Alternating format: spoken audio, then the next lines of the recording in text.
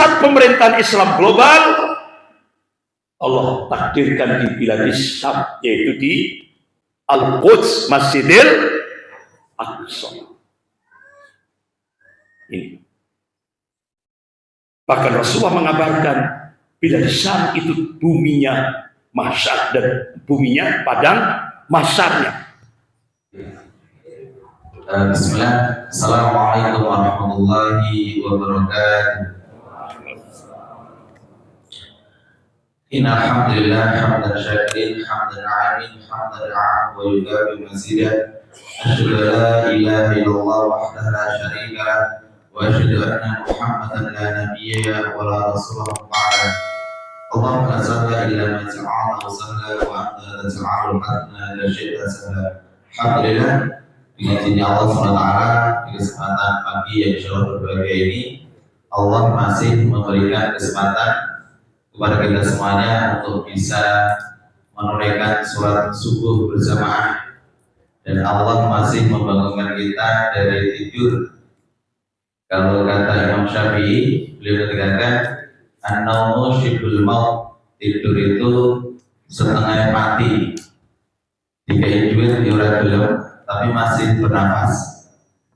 Dan itu adalah tidur. Makanya doa bangun tidur, alhamdulillah ahyana ba'da ma amatana. Makanya doa bangun tidur itu alhamdulillah ya kepada Allah yang telah menghidupkan kami setelah mati. Jadi tidur itu seperti mati. Sehingga alhamdulillah kita masih diberi kesempatan untuk bernapas, menghirup pagi hari ini untuk bisa sama-sama gimana kalau melaksanakan sholat subuh berjamaah dan mengikuti kajian pada kesempatan pagi hari ini. Yang kedua, salam dan salawat kita aturkan kepada junjungan kita Nabi besar Muhammad Shallallahu Alaihi Wasallam.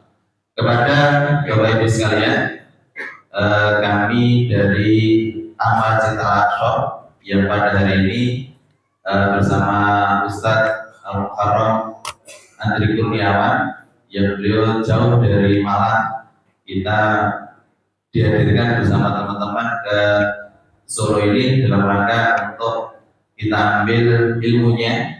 Kalau saya mendengarkan ceramah beliau di YouTube ini menarik dan luar biasa, sehingga perlu kita hadirkan dan bersama Bapak Ibu sekalian pada kesempatan pagi hari ini. Kemudian Bapak Ibu sekalian, kami mendampingi beliau. Sedikit kami sampaikan untuk biografi beliau, ya. Mungkin sebagian juga sudah tahu, atau mungkin ceramah-ceramah beliau juga sudah sering kita dengarkan di YouTube. Tapi untuk biografinya mungkin sedikit kita sampaikan biar kita lebih biar kita lebih tahu. Beliau ketua ANAS Jawa Timur, atau organisasi yang anti Syiah. Kalau di Solo juga ada ya, ANAS Solo, karena Syiah ini hari ini cukup mendominasi di beberapa level sistem pemerintahan di dunia, seperti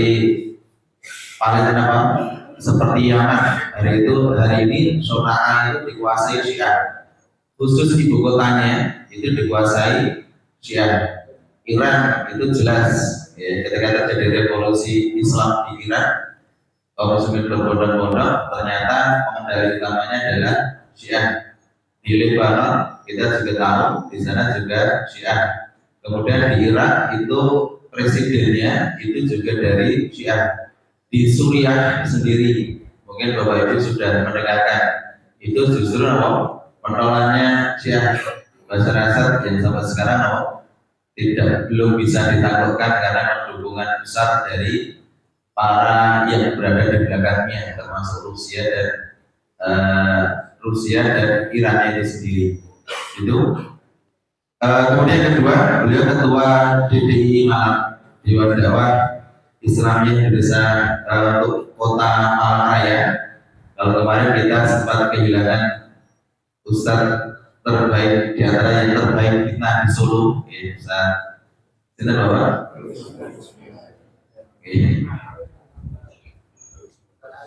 Ustaz Arif Munandar, beliau salah satu Ustaz terbaik kita di Solo. Allah panggil beliau dan beliau juga salah satu ketua DDI Jamak, gitu ya. Kemudian beliau juga anggota Korp Mubalik Muhammadiyah Malang. Jadi Korp Mubalik Muhammadiyah Malang, beliau juga ketua Markas Dakwah Malang, ketua Markas Dakwah Malang, dan Ustaz Andri ini juga punya pondok pesantren di Malang itu, namanya Firqah An-Najiyah. Jadi kalau Bapak Ibu pengen menyampaikan putranya di sana, monggo, gitu. Itu saja mungkin Bapak Ibu sekalian bisa dijadikan perkenalan dari kami untuk beliau. Dan saya Ramadan kemarin sempat ke sini dengan Bapak. Ketika itu mendampingi Syekh Umar, masalah Syekh Umar dari Palestina. Saya mendampingi beliau. Dan hari ini kita kehadiran Ustaz Andri. Dan kemudian untuk menyingkat waktu, insya Allah sudah siap untuk materinya. Kita dengarkan materinya bersama-sama. Mudah-mudahan ini bisa memberikan gambaran kepada kita bagaimana tentang perkembangan dunia Islam dan bagaimana tentang fitnah akhir zaman, terutama yang berada di wilayah Syam, terutama Palestina, Suriah dan sekitarnya. Ini termasuk tanda-tanda kiamat akhir zaman, gitu ya. Tanda-tanda akhir zaman yang mungkin nanti Bapak Ibu sekalian akan mengikuti sejarah ini. Ini berarti sudah sesuai dengan membuat kenabian, bahwasanya di antara tandanya itu adalah tentang adanya gejolak di wilayah Syam. Bahkan tempat ketiga terbaik di akhir zaman itu nanti adalah salah satunya dari wilayah Syam. Itu adalah dan hadisnya. Kepada beliau Ustaz Andri Kurniawan, biar bisa kita dengarkan secara langsung untuk tausiahnya. Kepada beliau waktu dan tempat kami persilakan. Assalamualaikum warahmatullahi wabarakatuh.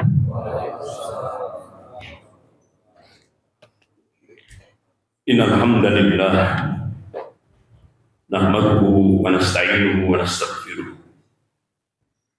wa na'udzu billahi min shururi anfusina wa min sayyiati a'malina. May yahdihillahu fala mudilla lahu wa may yudlil fala hadiya lahu.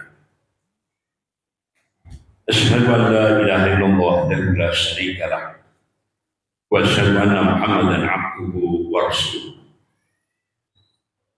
Ya ayyuhalladzina amanu taqullaha haqqa tuqatih wa la tamutunna illa wa antum muslimun.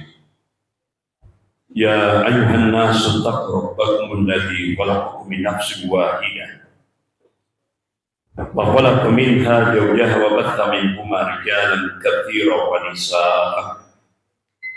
Wattaqullaha alladzi tas'aluna bihi wal arham. Innallaha kana 'alaikum raqiba. Ya ayyuhalladzina amanu taqullaha wa qulu qawlan sadida yuslih lakum a'malakum wa yaghfir lakum dhunubakum wa may yuti'illaha wa rasulahu faqad faza fawzan 'azima. Amma ba'd, fa inna asdaqal hadits kitabullah wa khairul hadi Muhammadin sallallahu alaihi wasallam wa syarrul umur muhdatsatuha wa kullu muhdatsatin bid'ah wa kullu bid'atin dhalalah wa kullu dhalalatin finnar. Masyaallah muslimin jamaah subuh rahimahullah, pagi ini kita membahas satu tema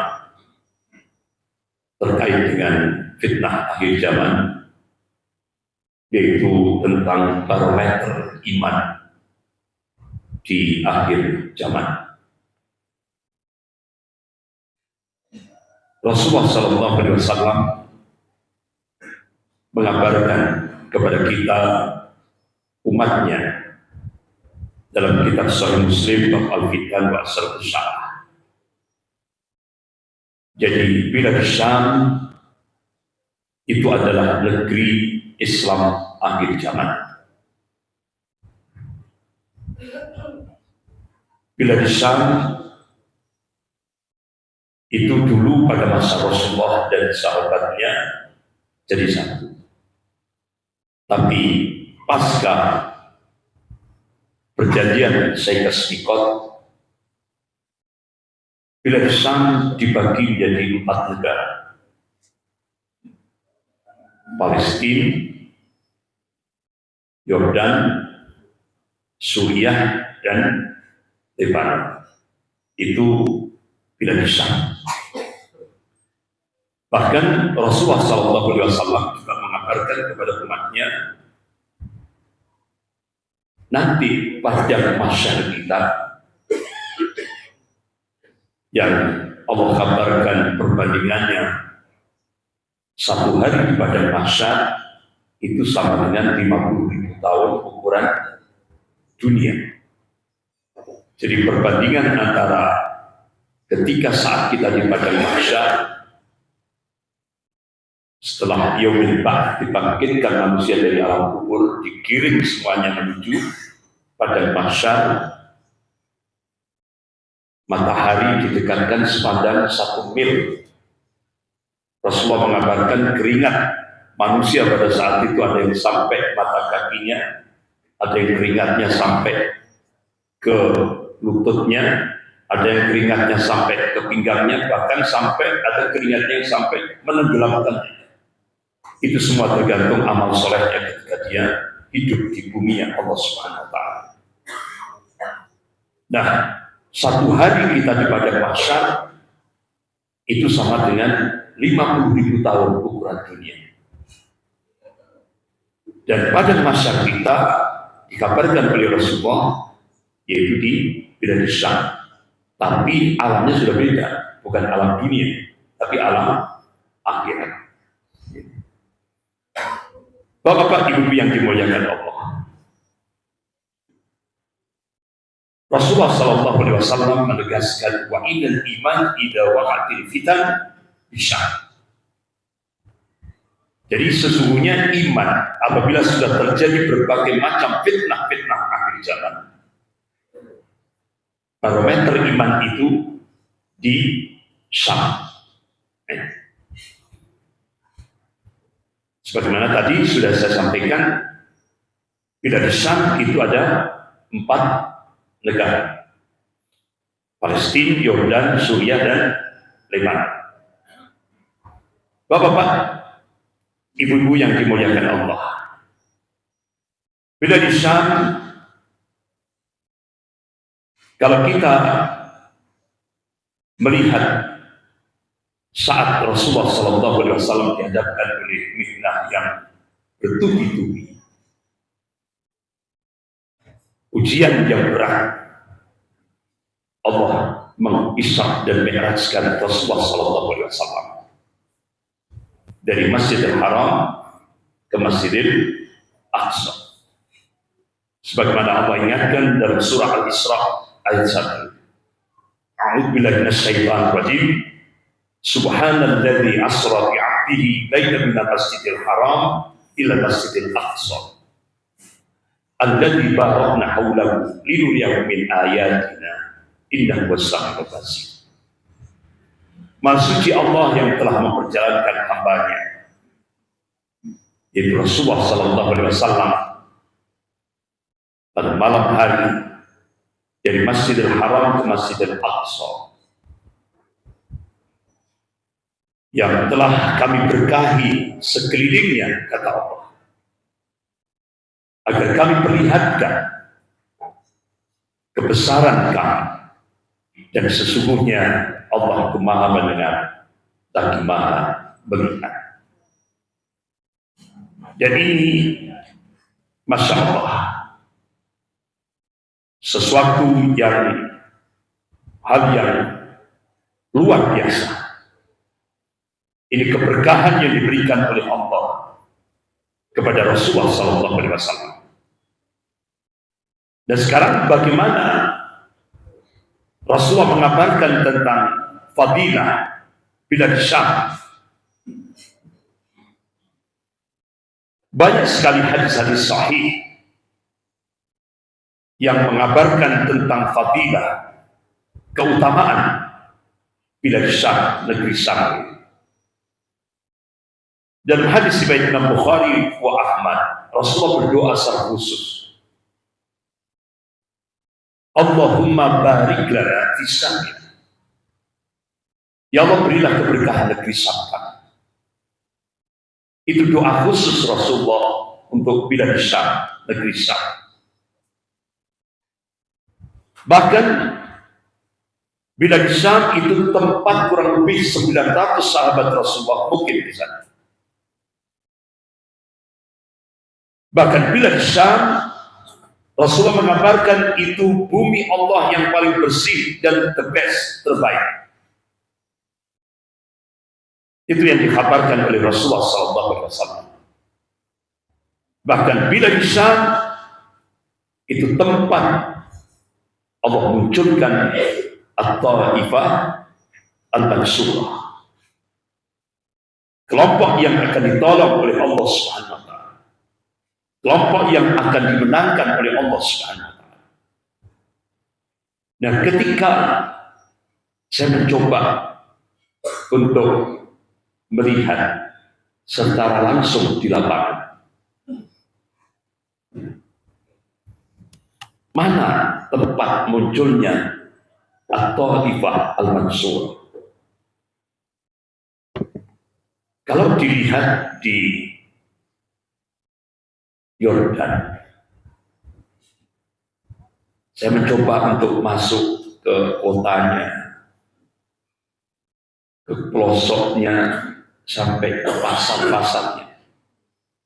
Sepertinya tidak ada tanda-tanda tempat munculnya At-Taifah Al-Mansurah. Saya mencoba ke Suriah hampir 1,5 bulan. Saya masuk ke kotanya, masuk ke pelosok, bahkan ke pegunungan, salah satu di antaranya Jabal Aqrab. Sepertinya belum ada tanda-tanda. Apalagi kaum muslimin di Suriah itu dijauhkan dari ad-dinul haq oleh mulai dari Hafid Asad sampai Basar Asad, mulai dari bapaknya sampai anak, benar-benar dijauhkan. Bahkan kalau khutbah Jum'ah itu jangan sekali-kali berbicara masalah akidah, jangan sekali-kali menyampaikan khutbah masalah akidah. Begitu turun dari mimbar langsung masuk penjara. Itu di Suriah. Jadi benar-benar super ketat. Sehingga paling maksimal hanya masalah-masalah fikih. Itu di Suriah. Jadi benar-benar dijauhkan dari akidah yang sahih. Karena di sana di Suriah dikuasai oleh Syiah Nusairiyah. Bahkan Syekhul Islam Ibnu Taimiyah dalam kitab Minhajus Sunnah, beliau mengeluarkan fatwa Syiah Nusairiyah itu lebih kafir daripada Yahudi dan Nasrani. Sampai seperti itu Syekhul Islam Ibnu Taimiyah. Begitu di Lebanon, tambah lagi di sana hampir umat Kristianinya juga luar biasa. Tapi begitu sepak tersubuh berangkat dari Yordan menuju Palestina, sampai ke jembatan LNP, kendaraan saya di stop. Langsung alat-alat detektor itu sudah dengan todongan senjata. Jadi benar-benar mulai dari ujung rambut sampai ujung kaki kita diperiksa. Dan pemeriksaan itu sampai 5 checkpointnya. 5 pemeriksaan.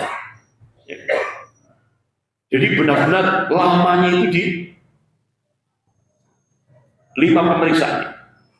Padahal berangkat kita kalau lihat di Google Map itu dekat sekali antara Yordan menuju Al-Quds, yaitu Masjidil Aqsa. Tapi Tapi kita baru sampai di Al-Aqsa itu sudah menjelang asar. Jadi cukup lama sekali, begitu teliti sekali. Jadi kita itu diperlakukan seperti tamu di rumah kita sendiri, terutama oleh tentara-tentara Israel. Itulah yang terjadi di lapangan. Bapak-bapak, ibu-ibu yang dimuliakan Allah. Jadi, Masya Allah, ternyata saya baru menemukan itu. Kalau kita tanya, itu kan yang namanya kekejian, kebiadaban tentara-tentara Zionis Israel ini benar-benar luar biasa. Makanya tiap hari yang namanya orang yang gugur sebagai syuhada itu hal yang biasa di Palestina. Jadi benar-benar itu hal yang bukan hal yang tabu, itu biasa. Bahkan coba kita lihat bagaimana kaum muslimin seringkali di dalam Masjidil Aqsa itu seringkali mendapatkan serangan dari tentara-tentara Israel. Bayangkan itu yang terutama ibu-ibunya luar biasa. Kezaliman yang dilakukan oleh tentara Israel itu luar biasa. Sehingga ketika kita tanya, kenapa? Ada orang bertanya, kenapa tidak mengungsi saja? Apa jawabannya? Terus siapa yang menjaga Masjidil Aqsa? Kami semua keluarga-keluarga Usratul Islamiyah, keluarga Muslim yang ada di Al-Quds itu sudah sepakat, sudah berazam, nyawa pun kita serahkan untuk menjaga Al-Quds, Masjidil Aqsa. Dan itu sudah menjadi gaya hidup kaum muslimin yang ada di Al-Quds. Bahkan kalau kita bergerak ke Gaza, Masya Allah. Makanya tanda-tanda At-Taifah Al-Mansurah itu sepertinya mengarah ke Palestina. Bukan di Yordan, bukan di Suriah, bukan di Lebanon. Coba kita lihat apa yang dirintis oleh Syekh Ahmad Yasin, Allahumma yarham. Luar biasa dia. Ya. Itu beliau padahal ketika ditangkap kemudian disiksa di dalam tahanan Israel, di penjara Israel, itu kan sampai lumpuh total. Jadi yang masih aktif itu tinggal leher ke atas. Dari leher ke bawah itu sudah lumpuh total. Syekh Ahmad Yasin, pendiri Harakatul Muqawamah Al-Islamiyah, yang punya sayap militer yaitu Brigade Al-Qassam. Jadi itu pun masih ditakuti. Sehingga akhirnya cucu beliau yang paling dicintai beliau ditangkap oleh tentara Israel. Kemudian di hadapan beliau tentara Israel ini melakukan berkaitan. Kalau Syekh Ahmad Yasin menghentikan jihad atau tidak lagi menggelorakan semangat jihad fisabilillah, baru cucu beliau itu selamat. Sebaliknya kalau Syekh Ahmad Yasin masih konsisten istiqomah menggelorakan semangat jihad, melakukan perlawanan terhadap Israel, cucu yang paling dicintainya ini akan diseksa di hadapan beliau. Akhirnya, ya Allah, kita masih ingat, Allah ingatkan dalam surah At-Taubah ayat 20. A'udzubillahi minasyaitonir rajim. Qul in kana aba'ukum.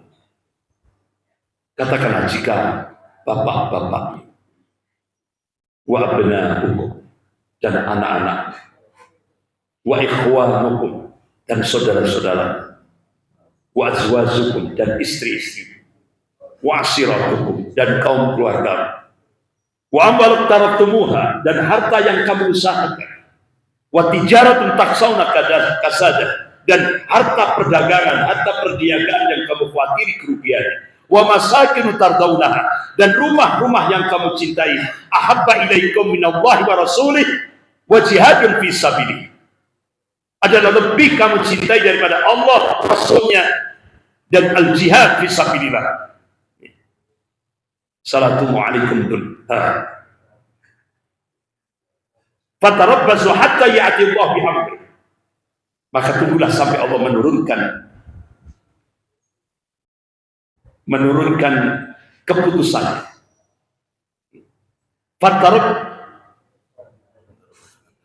Fatarabbasu hatta ya'ti Allah bihamdi.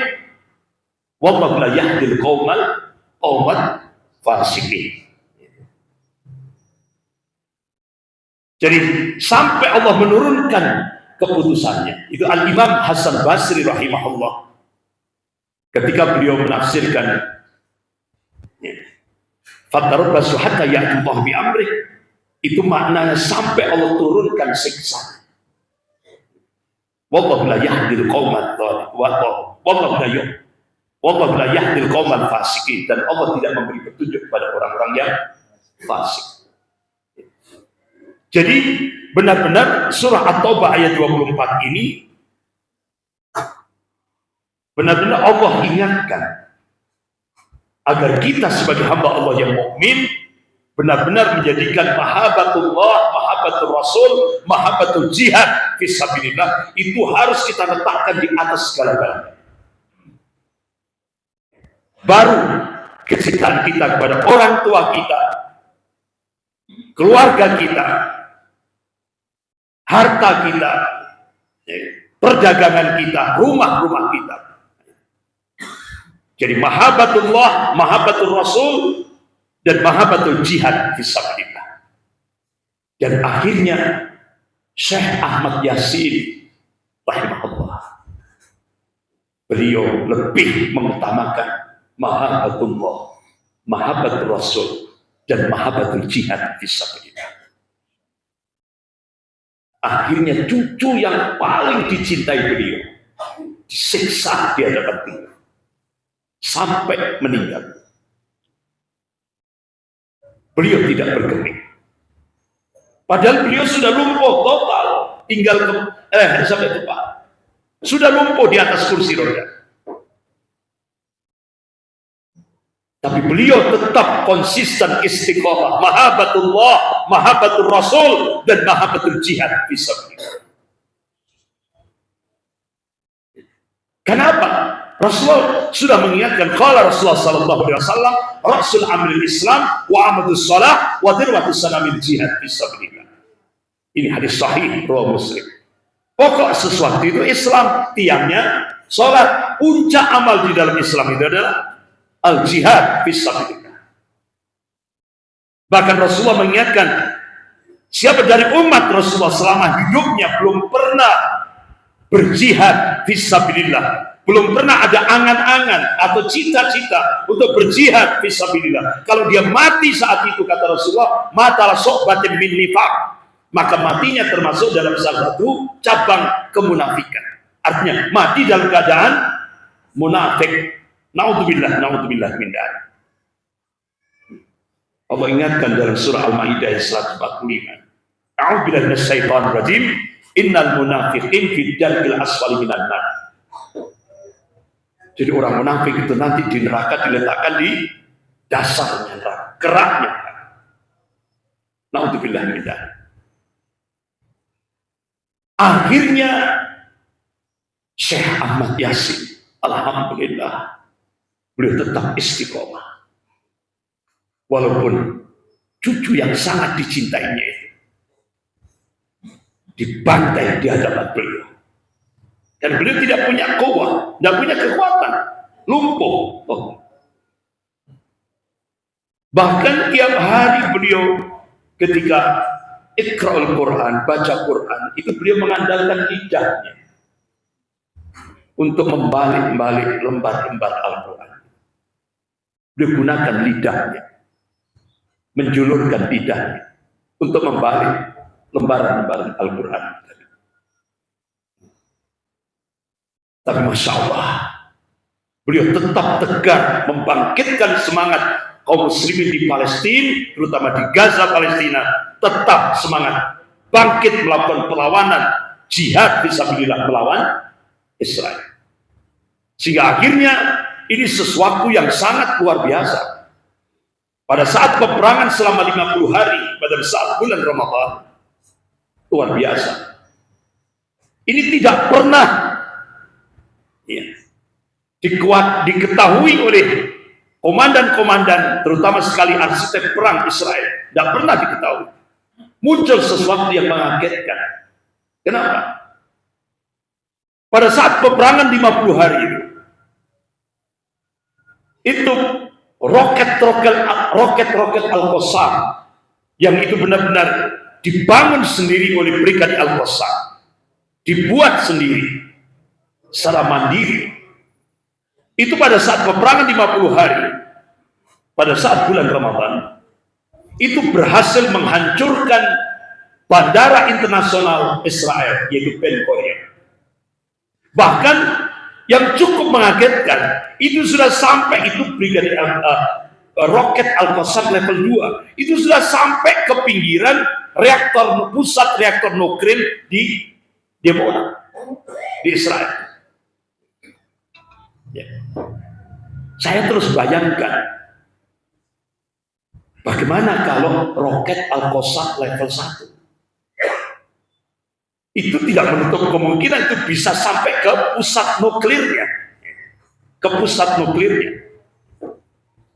apakah dengan cara itu Allah akan menghancurkan seperti apa yang diingatkan oleh Rasulullah? Qala Rasulullah sallallahu alaihi wasallam, la taqumus sa'ah hatta tuqatil muslimun al-yahud. Tidak akan terjadi kiamat hingga kaum muslimin memerangi Yahudi. Sampai-sampai digambarkan oleh Rasulullah di mana batu di belakangnya ada orang Yahudi, biidznillah, atas izin Allah, batu itu akan bisa berbicara dan memanggil, ya Muslim, ya Abdullah. Di belakangku ada orang Yahudi, faktulhu bunuhlah. Ini hadis sahih riwayat Bukhari wa Muslim. Inilah yang disebut yaumil ghadab, hari kemurkaan Allah pada bangsa Yahudi. Dan itu pasti terjadi. Tapi sekarang Yahudi memerangi umat Islam. Tapi nanti ada masanya kaum muslimin memerangi Yahudi. Makanya di akhir hadis itu kecuali pohon korban.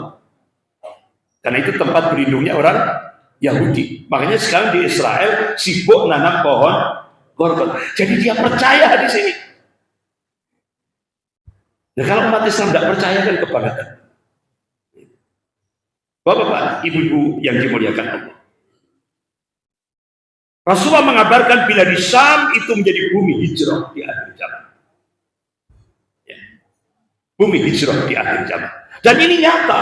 Bapak-bapak, ibu-ibu yang dimuliakan Allah, ini nyata. Sebelum saya pulang ke Indonesia, Masya Allah, saya dapat info dari komandan-komandan perang mujahidin-mujahidin yang ada di garda depan itu. Sebelum saya pulang, saya diberi info, Ustaz, ini yang ada di Suriah itu kurang lebih sekitar dari 82 negara. Luar biasa.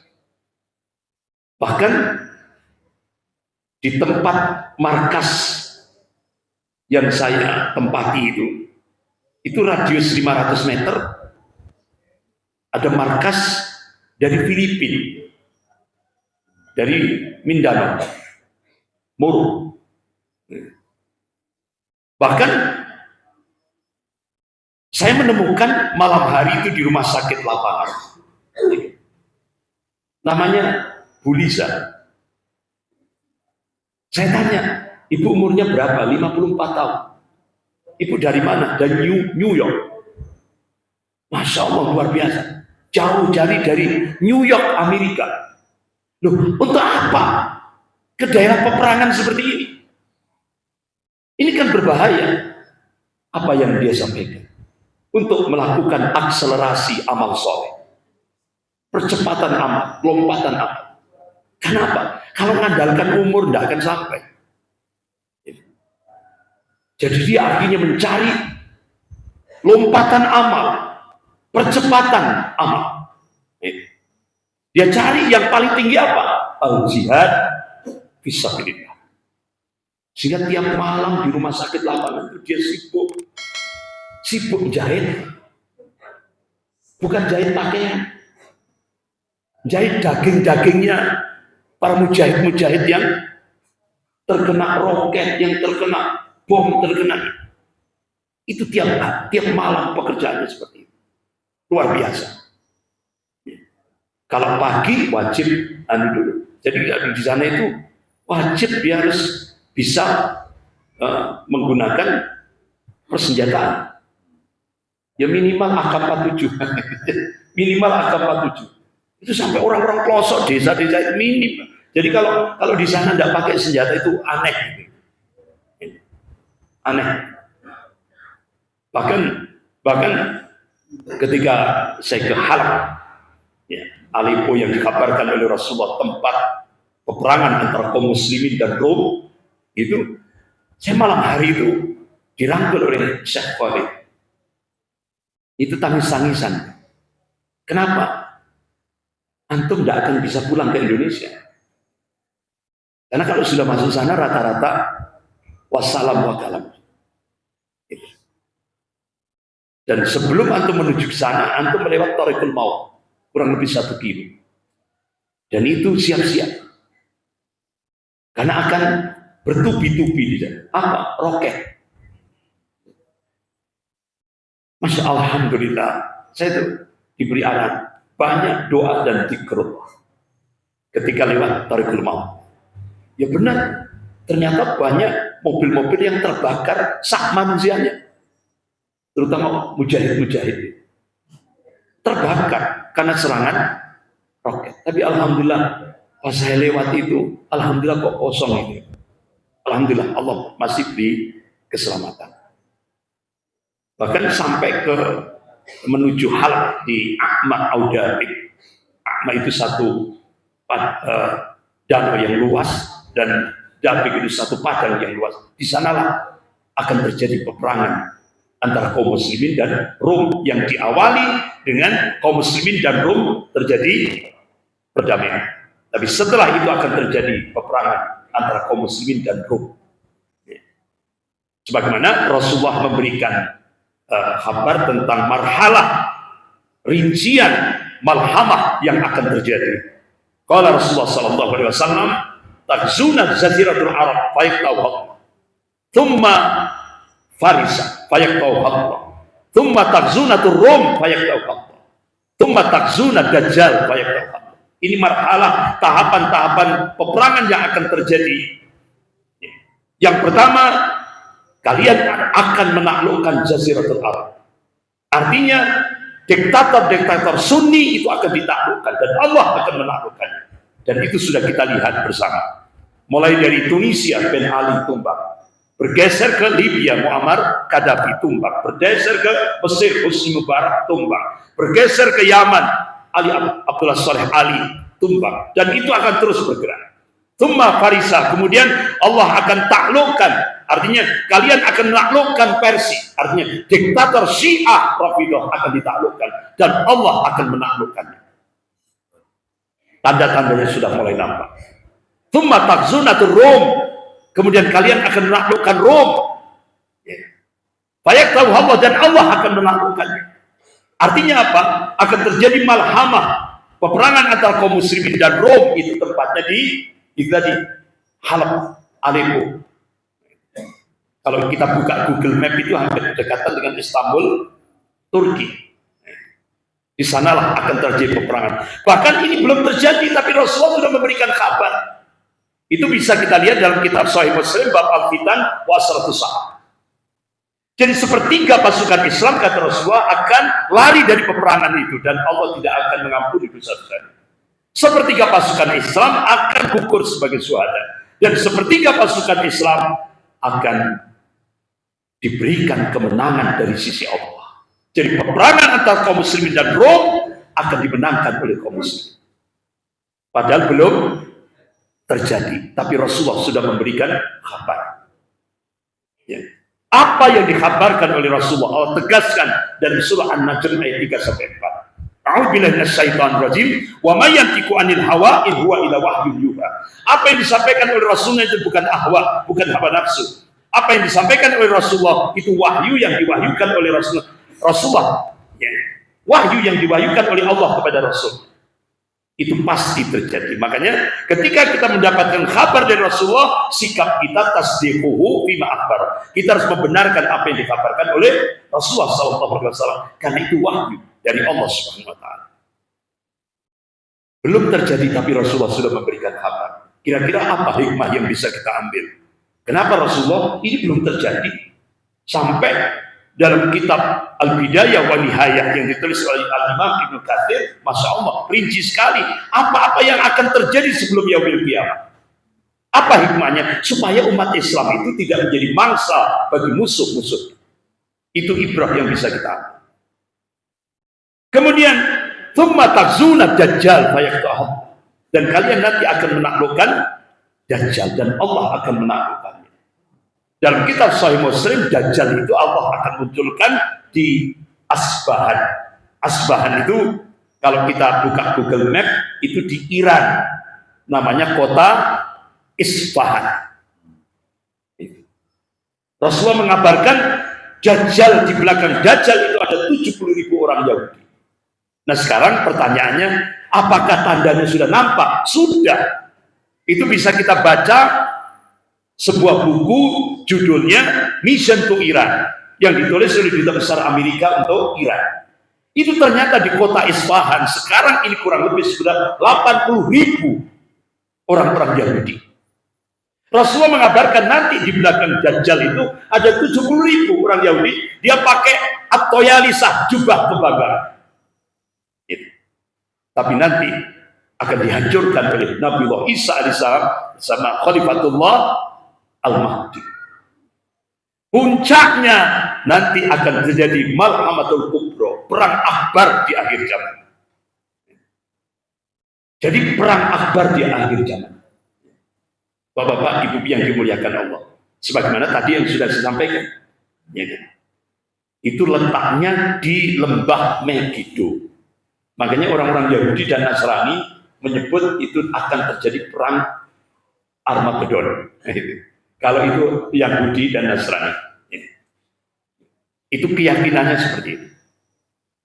Jadi makanya kenapa bapak-bapak ibu yang dimuliakan Allah, orang-orang Yahudi dan orang-orang Nasrani itu menyebutnya ini peperangan antara poros kejahatan, poros kebaikan dengan poros kejahatan. Jadi umat Islam itu menurut pandangan orang Yahudi dan Nasrani itu poros kejahatan. Nah sekarang disebut teroris, ya kan? Makanya siapa yang mengumandangkan pertama kali Global War on Terrorism itu George Bush. Jadi perang global melawan teroris. Yang dimaksud teroris itu siapa? Muslim. Poros kejahatan. Makanya Global War on Terrorism itu artinya Global War on Islam. Perang global melawan teroris itu adalah perang global melawan Islam. Makanya jangan kaget. Di Indonesia itu dampaknya ke Indonesia. Siapapun yang bukan Muslim tidak akan disebut teroris. Contoh ini. Seorang pemuda ngebom di Jakarta, langsung ditangkap oleh Bareskrim Mabes Polri. Ternyata orang gagah, gemuk gagah, ditangkap oleh Bareskrim Mabes Polri. Dan ternyata setelah ditanya, dia agamanya Katolik. langsung Mabes Polri mengumumkan kelompok kriminal karena bukan Muslim. Kalau dia Muslim baru disebut teroris. Contoh lagi, separatis OPM. Separatis OPM ini sudah membantai warga sipil, membantai TNI Polri. Apakah pernah disebut teroris? Tidak, karena dia bukan Muslim. Maksimal Indonesia menyebut KKB, kelompok kriminal bersenjata, sampai akhirnya tokonya separatis OPM, loh berarti kalau gitu kita harus masuk Islam dulu supaya disebut teroris gitu. Kenapa? Ini paket, Pak, paket dari Amerika, paket. Jadi makanya bapak-bapak, ibu yang dimuliakan Allah, makanya Red Corporation itu menyebut Islam fundamentalis. Artinya kalau kita komitmen pada Al-Quran dan As-Sunnah, itu menurut Red Corporation ini calon teroris. Ya. Sehingga akhirnya Indonesia memproklamasikan Islam yang the best adalah Islam Nusantara, bukan Islam yang konsisten pada Al-Quran dan As-Sunnah. Karena sampai dimunculkan fikih Islam Nusantara. Itu saya baca itu ada 3 hal yang krusial. Yang pertama, ciri karakter Islam Nusantara itu, yang pertama, ya, dia boleh memilih pemimpin kafir dan taat tidaknya taat terhadap pemimpin kafir. Itu yang krusial. Yang kedua, menerima pluralisme agama. Satu keyakinan yang menganggap semua agama sama. Itu kalau menurut ulama-ulama Ahlus Sunnah itu masuk nawaqidul Islam, pembatal keislaman, gugur batal syahadatnya, gugur iman. Apalagi pakai sekarang tidak hanya pluralisme, salamnya juga pluralisme. Assalamualaikum, salam sejahtera, selamat pagi, salam, macam-macam. Ditambah lagi salam kebajikan. Ini oleh karena itu satu-satunya pengurus Majelis Ulama seluruh Indonesia yang berani mengeluarkan fatwa haramnya salam pluralisme agama itu Majelis Ulama Jawa Timur. Satu-satunya Majelis Ulama seluruh Indonesia yang berani mengeluarkan fatwa deradikalisasi Islam itu adalah sama dengan deislamisasi, itu Majelis Ulama Surakarta. Profesor Dr.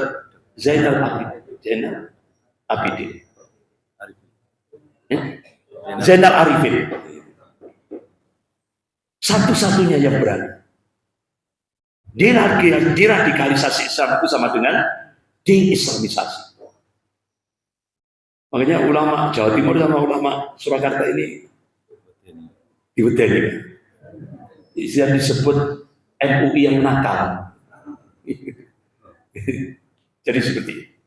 Bapak-bapak, ibu-ibu yang dimuliakan Allah. Balik lagi. Rasulullah SAW mengabarkan bila di Syam itu bumi ribat dan jihad. Ila yaumil qiyamah. Itu di bila di Syam. Makanya kenapa mujahid-mujahid seluruh dunia, ya, itu tujuannya ke bila di Syam. Itu ditakdirkan oleh Allah menjadi bumi ribat wal jihad ila yaumil qiyamah. Kemudian Rasulullah mengabarkan dalam hadis riwayat Imam Tabrani, Rasulullah mengabarkan bila di Syam tempat kembalinya Khalifah Rashidah. Itu bila di Syam. Rasulullah mengabarkan nanti manakala ashabur rayatus sud, pasukan pembawa panji-panji hitam itu bergerak dari jantungnya Khurasan menuju Iliyah di sana. Itu tanda pusat akan terjadi Safatul Islam, kebangkitan Islam global. Gitu. Nah, kenapa kok Ashabur Rayatus itu dari jantungnya Khurasan? Karena Rasulullah sudah mengabarkan orang-orang Khurasan itu tidak akan ada yang mampu mengalahkan. Karena mereka ini orang-orang manusia, hamba-hamba Allah yang dipersiapkan untuk mengawal Khalifatullah Al-Mahdi, Imam Mahdi. Pengawalnya itu Allah pilih dari jantungnya Khurasan. Jadi bapak-bapak, ibu yang dimuliakan Allah. Nah, kalau makanya kenapa kok bergeraknya dari jantungnya Khurasan menuju Yerusalem? Karena Rasulullah sudah memberikan kabar pusat kemenangan Islam di akhir zaman Allah takdirkan bukan di Mekah, bukan di Madinah, tapi di Baitul Maqdis. Qala Rasulullah sallallahu alaihi wasallam fi Baitul Maqdis wa ana fi Baitul Maqdis. Ini hadis sahih riwayat Ahmad. Jadi nanti pusat kemenangan Islam di akhir zaman Allah takdirkan di Baitul Maqdis, Palestina. Makanya bapak-bapak, ibu yang dimuliakan Allah, kalau kita masih diberi umur, kalau roh ini masih bersatu dengan jasad kita, begitu ada lembaga-lembaga, apalagi di Solo, ya, yang mengajak untuk ta'awun 'alal birri wa taqwa, untuk mengajak, untuk membantu saudara-saudara kita di Bilad Syam, terutama di Palestina, kita harus segera, ya, itu Rasulullah memberikan dorongan, memberikan motivasi, memberikan spirit. Qala Rasulullah sallallahu alaihi wasallam, man jaza ghazian fi sabilillah faqad ghaza. Barang siapa membantu orang yang berjihad di jalan Allah, maka dia terhitung ikut berjihad di jalan Allah. Jadi kita di Indonesia, walaupun kita hanya dengan jihad mal, itu kata Rasulullah sama nilainya mujahidin yang ada di Palestina. Di hadapan Allah sama nilai. Makanya itu kan kesempatan emas bagi kita. Ya. Bapak-bapak, ibu yang dimuliakan Allah. Bila di Syam dikabarkan oleh Rasulullah tempat terjadinya malhamah dan malhamatul kubra. Peperangan dan peperangan akbar di akhir zaman. Yang pertama di Halab tadi itu yang saya sampaikan, di Aqma atau Dabik. Aqma itu satu danau yang luas dan Dabik itu satu padang yang luas. Di sanalah akan terjadi peperangan. Seperti tadi yang sudah saya sampaikan. Dan puncaknya malhamatul kubra, perang akbar di akhir zaman. Dan dimenangkan oleh kaum muslimin. Itu yang dikabarkan oleh Rasulullah. Dan bila di Syam itu tempat kesempurnaan, terjadi kesempurnaan dan kemenangan Islam. Bagaimana tadi sudah saya sampaikan. Pusat kemenangan Islam di akhir zaman adalah Palestina. Pertanyaannya, apa kontribusi kita terhadap Palestina? Ayo, semampang roh masih bersatu dengan tubuh kita. Apa yang bisa kita perbuat? Kalau kita tidak mampu dengan mal kita, terakhir dengan munajat, doa. Apa yang bisa kita mampu? Fattaqullaha mastata'tum. Maka bertakwalah kepada Allah sesuai dengan kemampuan. Dan bila di Syam itu tempat diturunkan Nabiullah Isa alaihissalam. Ini di mana? Menara Putih. Ini Menara Putih. Itu kalau bapak ibu buka Google Map, itu letaknya di sebelah timur kota Damaskus, Suriah. Disinilah nanti Nabiullah Isa alaihissalam akan diturunkan oleh Allah, dan itu tanda-tanda yaumil qiyamah kubra. Dari langit kedua Allah turunkan ke bumi, dan itu waktunya tadi menjelang subuh.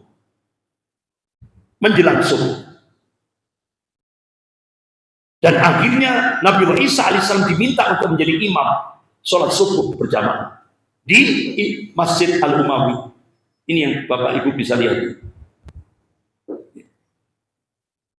Menara Putih. Tapi akhirnya Nabi Allah Isa alaihissalam menyerahkan kepada Khalifatullah Al-Mahdi. Rasulullah mengabarkan Imam Mahdi itu nanti akan dibaiat di depan Ka'bah. Di mana letaknya? Antara Hajar Aswad dan Maqam Ibrahim. Disitulah beliau dibaiat. Nah, wajib umat Rasulullah memerintahkan berumat Islam seluruh dunia termasuk Solo untuk berbaiat kepada Imam Khalifatullah Imam Mahdi. Walaupun kita berada di salju, berjalan di atas salju, tersiap-siap, kita wajib berbaiat kepada Khalifatullah Al-Mahdi. Dan pusat pemerintahan Islam global Allah takdirkan di Biladis Syam, yaitu di Al-Quds, Masjidil Aqsa. Ini.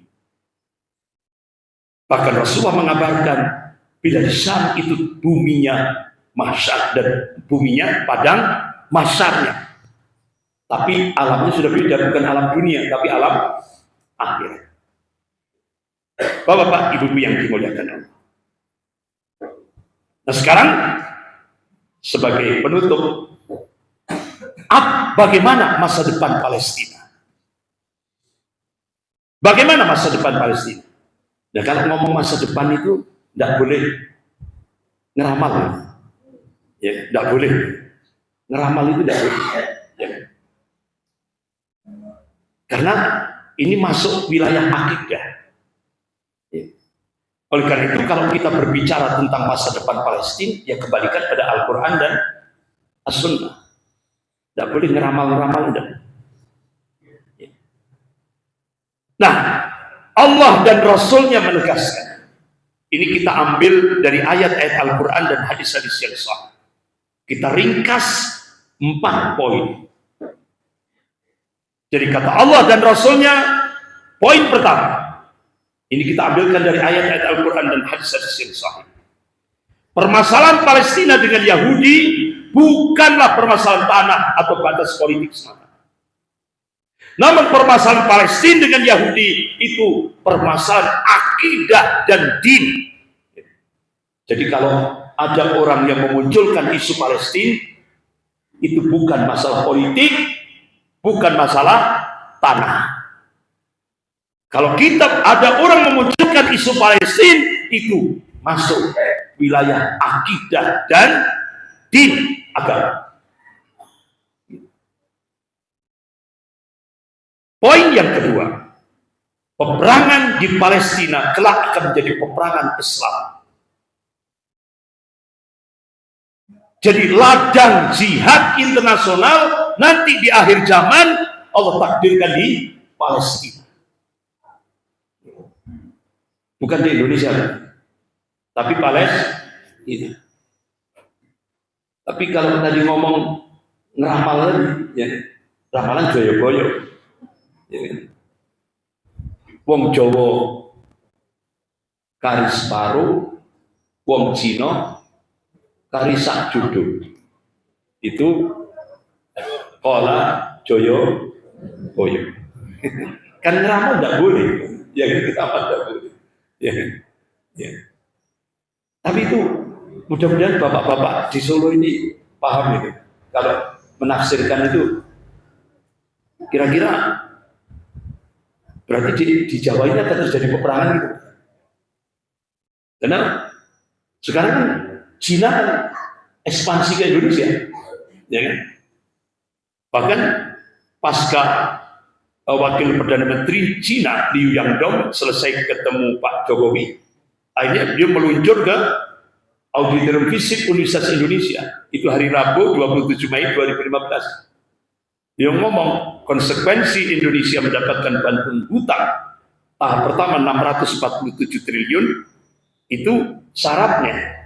Yang pertama, agama harus dipinggirkan dalam kehidupan berbangsa dan bernegara. Artinya agama harus jadi musuh negara. Sudah terjadi? Sudah. Syarat yang kedua, 10 juta rakyat Cina daratan harus masuk ke Indonesia. Target 2020. Sudah terjadi? Sudah. Bahkan pemerintah menyiapkan 19 bandara udara dan laut untuk menyambut Cina. Ahlan wa sahlan. Sehingga akhirnya di Bandara Soekarno-Hatta, Bandara Kendari, Bandara Manado, tiap hari ratusan. Akhirnya, nah kita ini kan dikibuli, dikadali, dihapusi sama media. Jadi media itu hampir 99% itu hoax. Yang fakta, yang benar itu cuma berita kematian. Ya, cuma itu tak yang benar, ya kan? Rata-rata hoax. Jadi bapak-bapak, ibu yang dimuliakan Allah, ya. Kembali lagi pada tadi itu. Akhirnya di bandara tiap hari sudah. Bahkan Indonesia, ya kan? Indonesia benar-benar menyambut dengan ahlan wa sahlan, dan tidak hanya dengan itu. Cina ketika memberikan investasi ke Indonesia itu diberikan HGB 160 tahun. Ya. Itu penjajahan tanpa perang. Tidak hanya itu, supaya tersenyum Pak, supaya sumek gitu. Dikasih korting lagi 30 tahun bebas pajak. Supaya gemuyu, guyu gitu ya, tidak hanya senyum. Ya supaya tersenyumnya terbahak-bahak. Ditambah lagi diskon pajak 350%. Bahkan ada lagi mau kebijakan baru, akan direvisi undang-undang IKN itu. Apa? Cina boleh memiliki hak milik tanah. Bahkan Cina boleh memiliki apartemen. Bahkan Cina boleh membuat ormas. Jadi benar-benar all out. Jadi all out. Lu kok ke sana? Balik lagi ke materi. Ya, balik lagi ke materi ini. Jadi peperangan Palestina akan kelak menjadi peperangan Islami, dan ini adalah sesuatu yang pasti terjadi. Tadi kan sudah saya sampaikan hadisnya. Dan bangsa Yahudi saat ini sedang membangun kuburan mereka sendiri. Semakin zalim, semakin biadab bangsa Yahudi, itu sama saja dia membangun kuburan mereka sendiri. Sama saja dengan di Indonesia. Semakin zalim itu sama saja dia membangun kuburan mereka sendiri. Ya. Tidak ada kamusnya orang zalim itu, ya, akan berlangsung lama. Tidak ada kamusnya.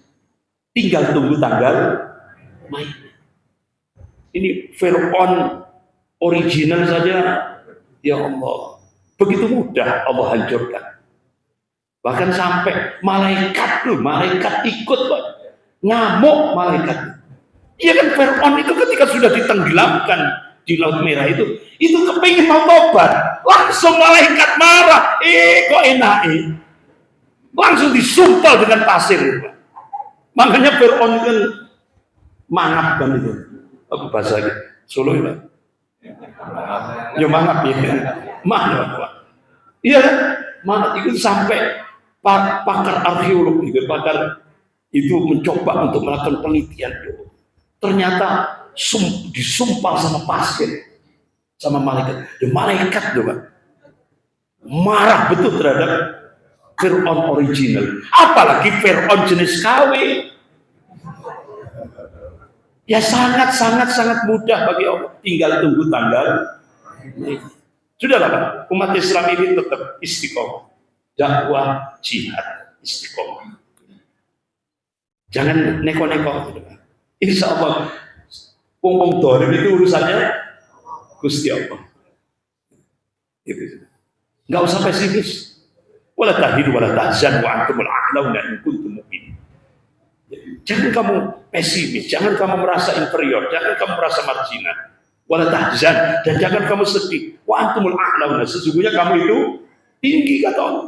Coba Allah gunakan kata a'la, itu kan isim tabdil, artinya disifati oleh ayat itu bisa tinggi, bisa unggul. Pertanyaannya kalau kita korelasikan di Indonesia, kapan umat Islam di Indonesia bisa tinggi, bisa unggul, bisa punya al-izzah? Allah berikan kuncinya, in kuntum mu'minin. Jika kita menjadi hamba Allah yang muwahhid, baru Allah berikan kemenangan. Janji Allah pasti, wa kana haqqan 'alaina nasrul mu'minin. Kewajiban kami memenangkan golongan mukmin, bukan muslim, Pak, tapi mukmin. Berarti kita dipacu untuk merubah saksiah kita dari muslim menjadi mukmin hak.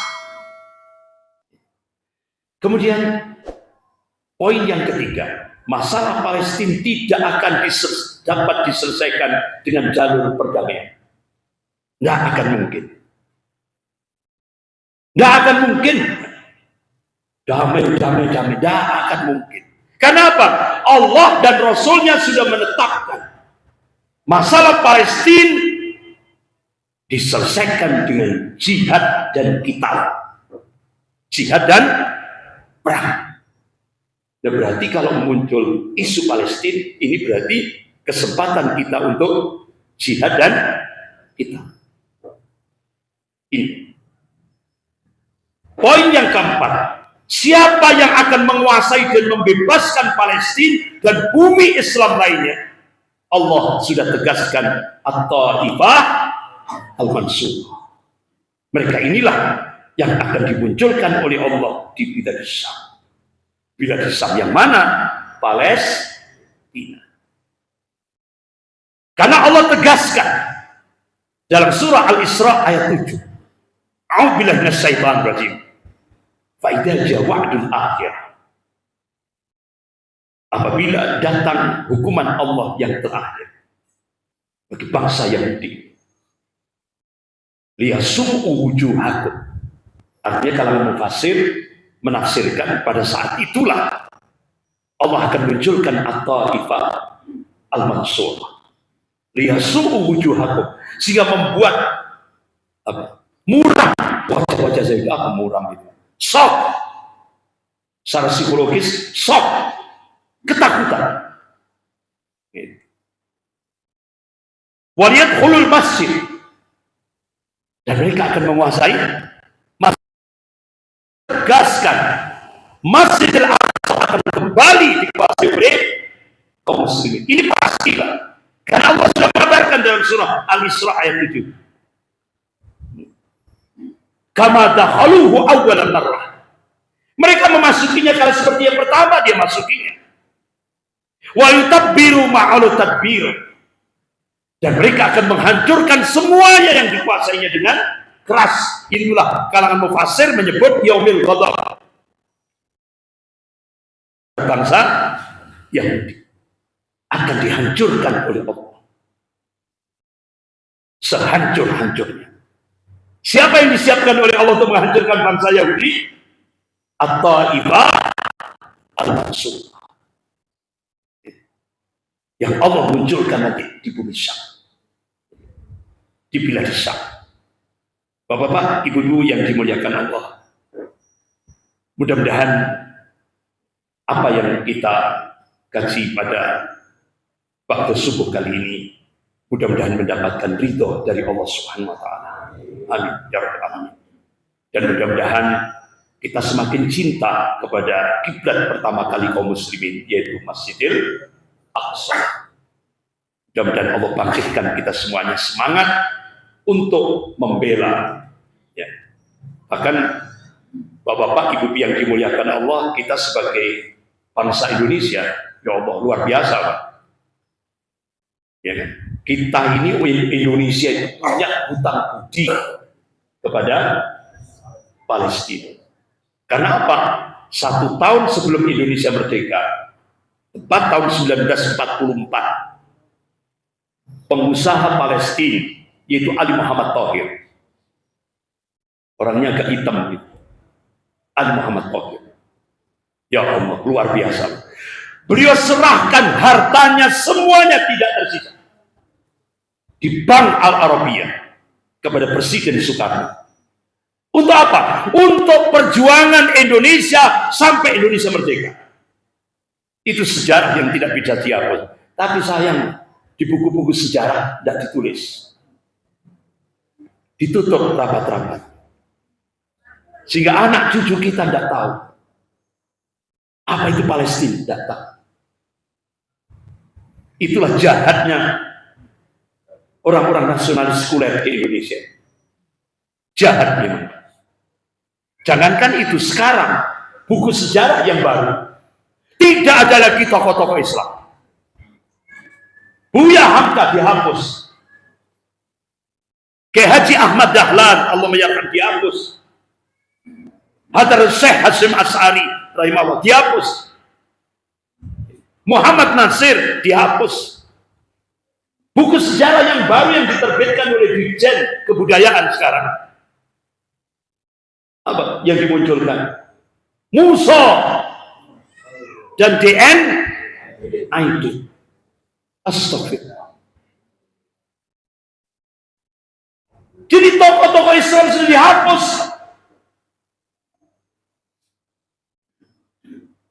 Bahkan buku-buku sejarah sekarang ini jauh dari fakta sejarah. Itu yang kita lihat. Bahkan bapak-bapak, ibu yang dimuliakan Allah. Siapa ini mau dirubah Pak oleh tokoh Islam yang jamaahnya jutaan se-Indonesia. Apa statementnya? Tidak ada Cina, tidak ada Indonesia kalau tidak ada Cina. Coba saya buka buku sejarah, baik itu dalam negeri maupun luar negeri, nggak ketemu. Itu dari mana baca buku sejarah? Ini tokoh Islam yang jamaahnya jutaan se-Indonesia. Mayoritas. Tidak ada Indonesia kalau tidak ada Cina. Tidak ada Indonesia kalau tidak ada pasukan Cina. Coba dari mana buku sejarah ini? Akhirnya Bapak Ridwan Saidi, Allah majarah, sudah meninggal beliau. Itu pakar sejarah yang Masya Allah istiqomah beliau. Sampai meninggal. Sampai wasiat beliau itu, wasiat beliau sebelum meninggal itu 2024 yang lain harus minggir, Anies harus maju. Wasiat beliau yang terakhir, Babe Ridwan Saidi. Ini jadi bapak-bapak, ibu yang dimuliakan Allah, ternyata saya lihat jejak digitalnya, ternyata dapat min amplop bin fulus dari duta besar Cina. Berapa Pak? Waduh ya Allah, cuma mungkin jamaah masjid Nur Mira. Ya mungkin bisa lebih dari itu. Jadi dubes Cina memberikan min amplop bin fulus ke tokoh ini tadi. Ya, 100 juta rupiah. Ya Allah, geledek kalau bahasa Malang itu. Tidak tahu kalau bahasa Solo. Ya itu 100 juta suruh ngomong tidak ada Indonesia kalau tidak ada Cina. Akhirnya Bapak Ridwan Saidi Allah mayarham mengatakan pasukan Cina yang ada di Indonesia itu bentukan penjajah Belanda. Itu yang disebut dengan Laskar Cina Po Hantui. Itu ternyata dijadikan oleh Belanda untuk mata-matai pribumi. Jadi kalau pribumi tidak mau membayar upeti, langsung dibunuh oleh Laskar Cina Po Hantui. Wanita-wanita pribumi diperkosa dengan cara-cara biadab. Itu kenyataan Laskar Cina Po Hantui di Indonesia. Loh kok sekarang mau dijadikan pahlawan? Astagfirullah. Hanya dengan 100 juta. Bahkan sampai akhirnya dibuatlah monumen di Taman Mini Indonesia Indah.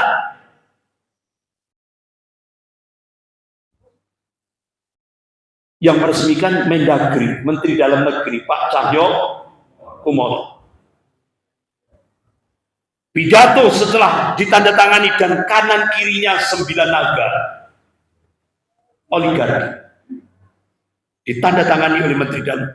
Dengan saya resmikan monumen Laskar Cina Po Antui, mengingatkan kepada kita bahwa leluhur kita itu dari Cina.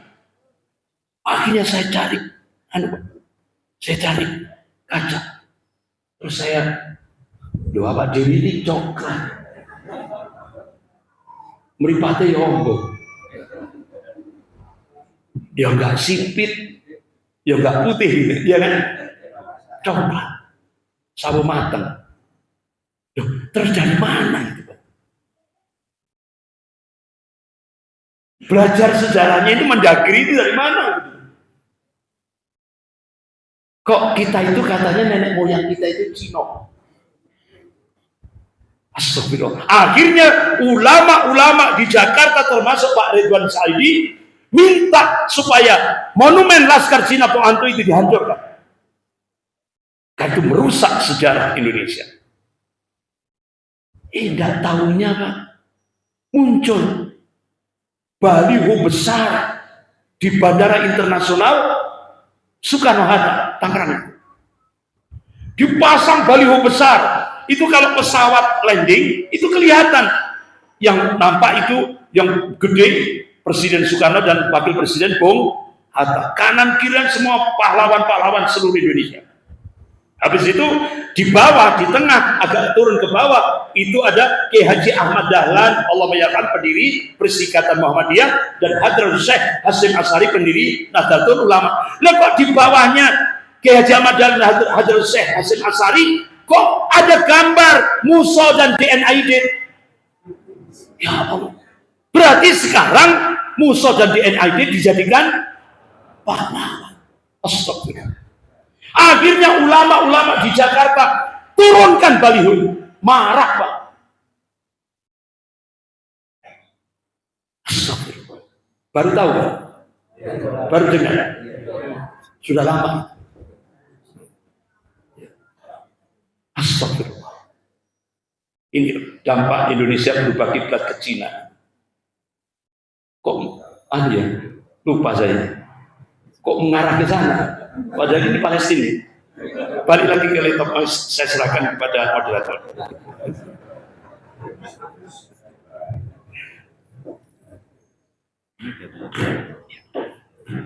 Ya, gitu ya. Dari beliau yang disampaikan tadi, subhanallah luar biasa. Jadi kalau Ustaz Andri ini kalau mau tahu Cina sebenarnya bisa jauh-jauh ya. Sepanjang jalur utama kita ini, sepanjang jalur depan ini sana sampai sana. Itu nyaris gitu Pak ya? Nyaris semua milik mereka. Depan ini kalau nanti dibuka toko-tokonya nyaris semuanya milik mereka.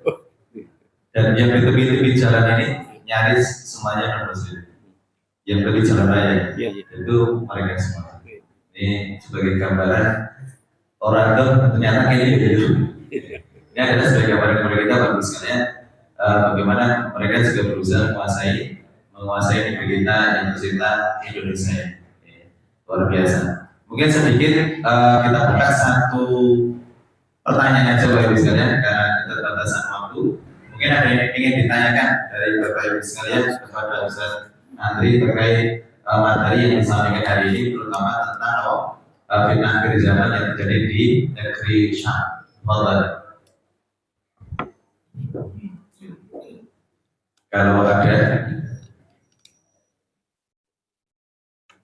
ada Bapak Ibu, oh ya, saudara. Saya untuk benteng untuk apa orang Islam Korea dia itu gimana untuk menghadapi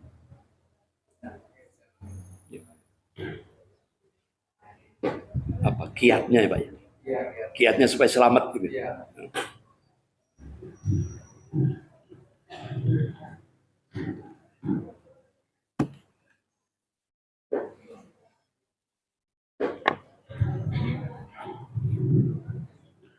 Bapak-bapak, ibu yang dimuliakan Allah, apa kira-kira kiat supaya kita selamat ketika kita menghadapi fitnah akhir zaman? Allah dan Rasulnya sudah memberikan arahan yang konkret. Yang pertama, qala Rasulullah sallallahu alaihi wasallam, badiu bi amali fitanan ka qaidaini bud yusbihu rajulun mu'minan wa yumsi kafiran, wa yumsi mu'minan wa yusbihu kafiran, yabi'u dinahu bi arqinatin. Ini riwayat Muslim. Badiu bi amali fitanan, bersegera beramal soleh.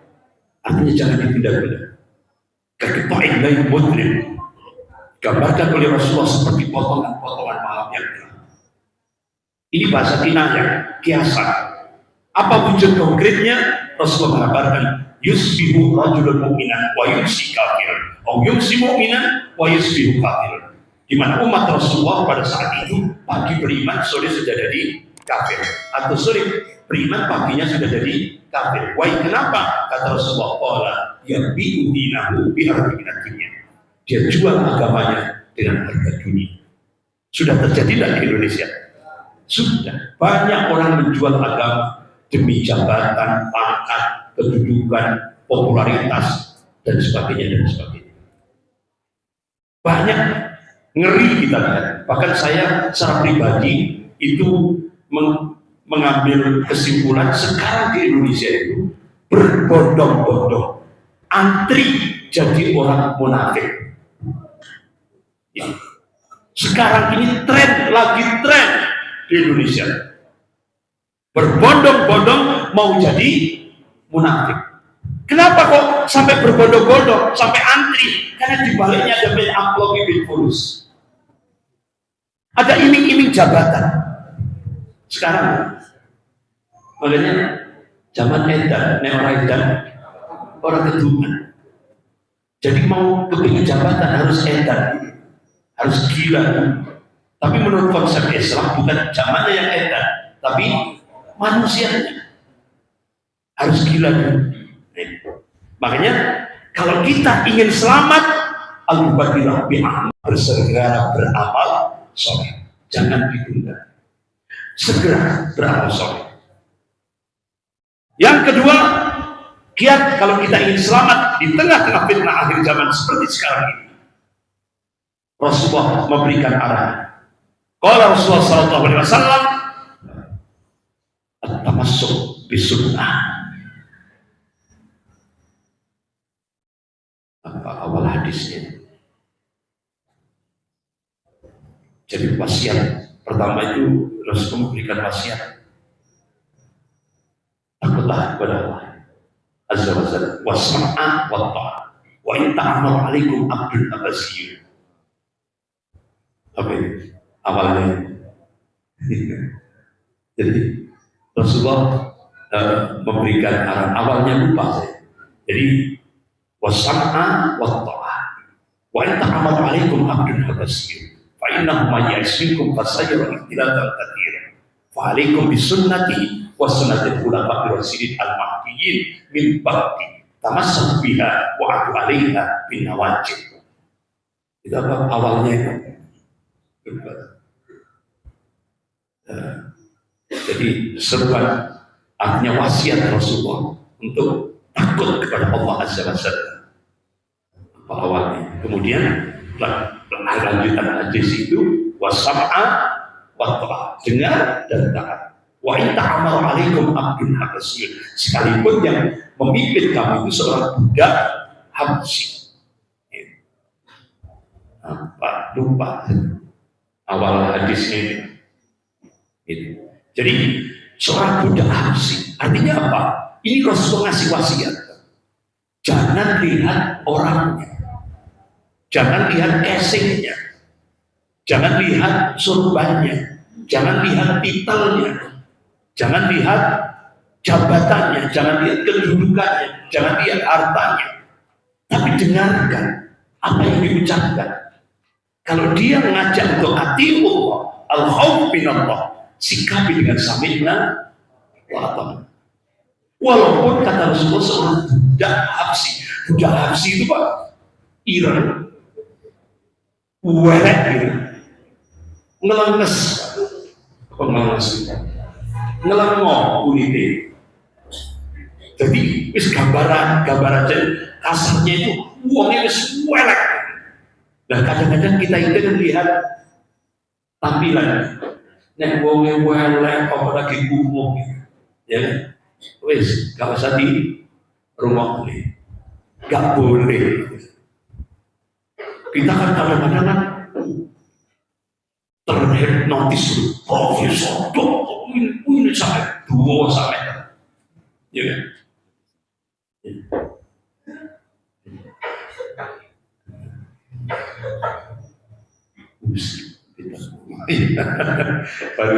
Usikum bitaqwallahi azza wa jalla wa sam'a wa ta'ah. Usikum binafsi bitaqwa, usikum binafsi bitaqwallah azza wa jalla. Awal hadisnya. Ya. Jadi kembali lagi tadi saya sampaikan Bapak Ibu yang dimuliakan Allah, jangan lihat casing. Walaupun seorang budak harus kadang-kadang kita terhipnotis, sorbannya 30 kilo. Begitu lihat sorbannya sudah kita, belum lihat gamisnya sudah, wah, gitu. Jangan. Tapi dengarkan apa yang disampaikan. Jangan lihat tampilan. Oleh karena itu, kalau dia seorang budak habsi mau muelek sudah, tapi kalau dia ngajar untuk al-khauf minallah, sikapi. Sami'na wa fa innahu may ya'is minkum fasayara ikhtilafan katsira. Semeninggalku nanti kalian akan melihat ikhtilaf, perselisihan katsir yang banyak. Sudah terjadi tidak di Indonesia? Sudah. Rasulullah memberikan wasiat, fa'alaikum bisunnati wa sunnatil khulafa'ir rasyidin al-mahdiyyin min ba'di. Berpegang teguhlah kalian pada sunnahku dan sunnah khulafa'ir rasyidin al-mahdiyyin yang diberi petunjuk min ba'di sesudah. Bahkan Rasulullah memberikan penegasan, tamassaku biha wa alaiha bin nawajid. Pegang kuat-kuat sunnah Rasulullah itu. Gigitlah sunnah Rasulullah itu dengan gigi geraham. Ini bahasa kinayah. Kita disuruh konsisten, komitmen pada sunnah Rasulullah, baik dalam kehidupan berpribadi, berkeluarga, bermasyarakat, berbangsa, bernegara, bahkan berinternasional. Karena Rasulullah itu uswatun hasanah. Nah ini, jadi tamassuk bisunnah. Ini yang kedua. Kiat kalau selamat. Kiat yang ketiga, arruju ilal ulama, kembali ke ulama. Pertanyaannya ulama yang mana? Sekarang banyak ulama ya, apalagi di fitnah akhir zaman ini, ulama itu seobyok gerojok. Makanya Ibnu Qudamah rahimahullah dalam kitabnya Minhajul Qasidin, ciri ulama itu ulama yang dengan ilmunya dia bernikmat-nikmat dengan dunia, ulama yang dengan ilmunya dia mencari kedudukan di sisi ahli dunia. Bahkan Ibnu Qayyim al-Jauzi rahimahullah, ulama itu ulama yang dengan ucapannya dia ngajak ke surga, dengan perbuatannya dia ngajak ke neraka. Itu kata Ibnu Qayyim al-Jauzi rahimahullah. Makanya ketika Imam Syafi'i rahimahullah ditanya, ulama yang mana yang aku jadikan pegangan? Kata Imam Syafi'i, ulama yang paling dibenci golongan kafir dan golongan munafik. Dan kalau disuruh siapa? Ustaz Abu Bakar Hasyim. Paling dibenci oleh golongan kafir dan golongan munafik. Nah sekarang siapa? Habib Rizik Syihab. Itu paling dibenci, sampai Dr. Saganda Nainggolan, itu dosen ilmu politik Universitas Indonesia, di sebuah masjid di Jakarta, beliau ngomong, satu-satunya orang yang paling ditakuti oleh 9 naga dan Cina adalah Habib Rizik Syihab. Langsung beliau ditangkap Baris-Krim Mabes Polri, langsung kena ancaman 6 tahun penjara. Baru ngomong satu-satunya orang yang paling ditakuti oleh 9 naga dan Cina, Habib Rizik Syihab, langsung ditangkap. Jadi Indonesia ini negara damai. Damai atau negara adil apa namanya? Ini sudah, makanya Habib Rizik Syihab begitu keluar nikah cuma satu, Pak. Nah, Habib Rizik Syihab kan gara-gara kena pelanggaran prokes yang menyambut di Bandara Soekarno-Hatta kan ratusan ribu, ya kan? Habis itu pernikahan putrinya dia kan langsung kena prokes, dendanya 50 juta dibayar, selesai kan? Dibayar, selesai 50 juta rupiah. Nah begitu beliau check up karena kelelahan, check up ke rumah sakit Umi Jakarta, langsung kena delik hukum pidana. Check up ke rumah sakit, beliau ditanya wartawan, bagaimana Habib Rizik? Alhamdulillah saya sehat-sehat saja. Kena delik pidana, jaksa menuntut 10 tahun penjara. Sementara koruptor triliunan, ratusan triliun, ya kan? Itu kalau nangkapnya ini disiapkan mobil Mercy yang nyambut menteri. Ini koruptor yang menghancurkan Indonesia. Sementara ulama yang cinta kepada Indonesia, yang membangun Indonesia, ya Allah, kasar Pak, menghadapi ulama, dolim. Jadi sekarang orang dungu dimuliakan di Indonesia, ulama dikriminalisasi, dilecehkan. Inilah Indonesia kontemporer, Indonesia kekinian. Ya Allah, miris. Akhirnya beliau diancam 10 tahun penjara. Gara-gara check up. Sak dunia ini, seluruh dunia, hanya ada di Indonesia orang check up dikenai 10 tahun penjara. Nah saya tanya jamaah, pernahkah check up ke rumah sakit? Pernah kan? Ke dokter? Pernah diancam penjara? Tidak pernah. Cuma Habib Rizik Syihab. Kenapa? Perintahnya Presiden Cina Xi Jinping untuk menghadapi Habib Rizik, gunakan hard power, kekuatan, kekerasan. Itu perintah dari Presiden Cina Xi Jinping. Akhirnya langsung sami'na wa ata'na. Allah Indonesia, sami'na wa ata'na. Langsung sendiko daun, ya. Akhirnya Habib Rizik diancam 10 tahun penjara. Dalam persidangan, ya kan, begitu lama sekali, akhirnya Habib Rizik Syihab dikenai 4 tahun penjara. Karena apa? Karena ternyata pakar-pakar hukum se-Indonesia, pakar-pakar hukum pidana, minta supaya Fakultas Hukum seluruh Indonesia dibubarkan saja. Kenapa? Masa orang check up kesehatan dikenai 10 tahun penjara? Ini kan gila sudah Pak. Padahal bunyinya kemanusiaan yang adil dan beradab. Nah kenapa Indonesia jadi biadab kepada ulama? Padahal jargonnya, saya Indonesia, saya Pancasila, saya NKRI. Bohong. Itu kamuflase. Itu yang terjadi. Akhirnya bapak-bapak ibu yang dimuliakan Allah, setelah pakar-pakar hukum minta fakultas hukum dibubarkan saja se-Indonesia, akhirnya dikurangi. Pertama kan 4 tahun, diputuskan 4 tahun sampai Habib Rizik Syihab doa mubahalah. Akhirnya Mahkamah Agung ngurangi 2 tahun. Padahal koruptor triliunan, ratusan triliun itu 2 tahun Pak. Sementara ulama yang check up kesehatan 4 tahun kan gak imbang itu Pak. Jadi sekarang koruptor itu lebih mulia di Indonesia daripada ulama yang cinta dan membangkitkan umat Islam di Indonesia untuk membela Indonesia. Jadi sekarang yang hak dikatakan batil, yang batil dikatakan hak. Itulah Indonesia kontemporer. Nah, balik lagi, kiat selamat yang keempat, kuatkan kesabaran. Kuatkan kesabaran. Sebagaimana Allah ingatkan dalam surah Al-Imran ayat 200. A'udzubillahi minasyaitonir rajim. Ya ayyuhalladzina amanu sabiru wasabbiru warabitu wattaqullaha la'allakum tuflihun.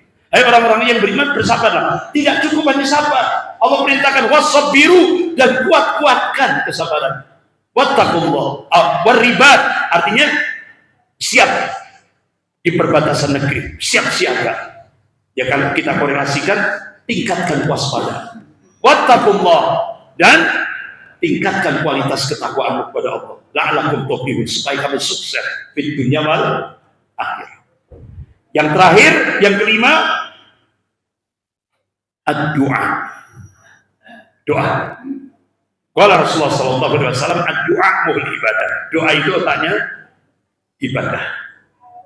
Oleh karena itu, Rasulullah sallallahu alaihi wasallam ngajari kita setiap tahiyat akhir saat kita sholat, selesai baca sholawat kepada Nabi, kita disunahkan baca doa, Allahumma inni a'udzubika min adzabi jahannam wa min adzabil qabri wa min fitnatil mahya wal mamat wa min syarri fitnatil masiihid dajjal.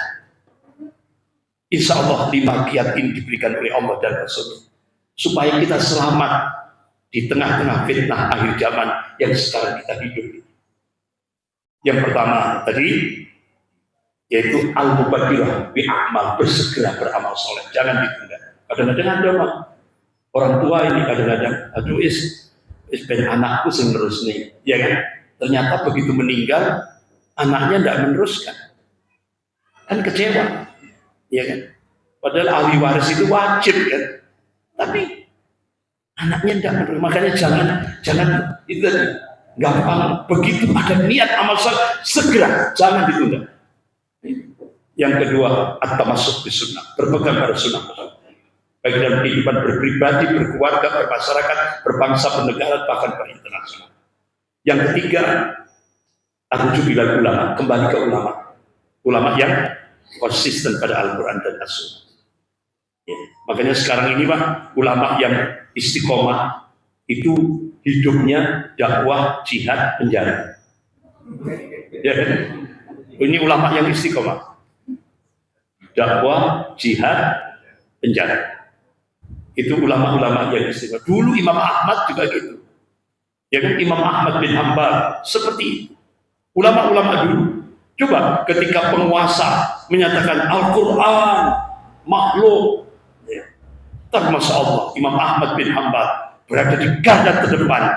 Beliau luruskan penguasa. Apa? Al-Quran kalamullah. Langsung beliau diseret, dihabisi di penjara, disiksa di penjara, dicambuk dengan cara yang biadab. Itulah risikonya ulama yang konsisten. Makanya ketika sahabat tanya, ya Rasulullah, siapa orang-orang yang paling berat ujiannya ketika hidup di dunia? Kata Rasulullah, al-anbiya, para nabi. Setelah itu, ya Rasulullah, as-salihun, orang-orang soleh, para ulama, hidupnya berat. Dakwah, jihad, penjara. Dakwah, jihad, penjara. Setelah itu, wahai Rasulullah, amtalu minan, di bawah. Jadi berat ulama itu. Tapi kalau ulama su, beda. Kursi bin kursi. Fulus bin fulus, min amplopi bin fulus, itu sudah. Makanya sekarang ini banyak ulama su. Bahkan Rasulullah mengabarkan ini manusia yang paling jahat di kolom bumi, yaitu ulama su. Tapi jangan terus akhirnya merasa remeh. Rasulullah ngabari kita. Jadi ulama su ini nanti nerakanya khusus, bil khususan, ya, nerakanya Jubal Husni. Itu di neraka ada lembah namanya Jubal Husni. Bahkan neraka sendiri itu minta perlindungan kepada Allah kurang lebih 400 kali sehari semalam. Ya Allah, kami berlindung dari dahsyatnya neraka, lembah neraka Jubal Husni. Itu yang dipersiapkan untuk ulama-ulama su. Ini. Makanya kenapa Bapak Ibu yang dimuliakan Allah, ulama-ulama itu termasuk Habib Rizik Syihab. Kenapa ketika di Mekah beliau didatangi dua petinggi. Ya. Yang pertama Kapolri Jenderal Tito tahun 2019. Yang kedua Kepala BIN, yaitu Budi Gunawan, Jenderal Budi Gunawan. Itu akhirnya disepakati karena saya waktu itu bulan Januari ketemu di kediaman beliau di Mekah. Langsung saya sampaikan kepada beliau, Habib ini saya dapat info itu kurang lebih upaya pembunuhan terhadap Habib itu sudah ke-11. Akhirnya beliau diminta oleh kalangan intelijen, tokoh-tokoh intelijen Muslim untuk hijrah ke Mekah. Kenapa? Beliau aset, jadi aset yang sangat ditunggu oleh umat Islam di Indonesia ini. Hanya beliau diminta hijrah ke Mekah. Alhamdulillah diterima pemerintah Saudi dan diberikan benar-benar dihormati betul Habib Rizik Syihab. Akhirnya setelah itu didatangi dua petinggi tadi yang tadi sudah saya sampaikan. Akhirnya disepakati sebuah hotel lantai 16. Begitu masuk Habib Rizik Syihab, tidak enak. Insya Allah beliau dapat firasat yang tidak enak. Gitu. Akhirnya beliau minta segera pindah ke hotel yang lain. Akhirnya setelah alhamdulillah beliau selamat dari jebakan intelijen. Pindah, habis itu langsung apa yang dimaui oleh dua petinggi?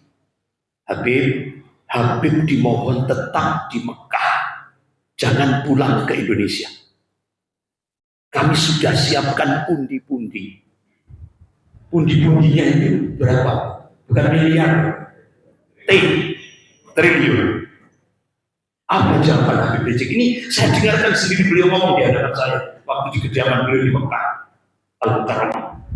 Akhirnya beliau ngomong, diserahkan kembali. Saya tetap akan pulang ke Indonesia, menyelamatkan Indonesia dari imperialisme Cina dan 9 naga atau oligarki. Alhamdulillah, ternyata betul kan? Beliau balik. Ya, tapi beliau paham resikonya pasti di penjara, paham itu. Tapi itu resiko ulama. Siap beliau melakukan itu. Sudah siap. Paham akan itu. Nah, Bapak-bapak, Ibu-ibu yang dimuliakan Allah. Itu yang perlu jawabannya agak panjang. Mohon maaf.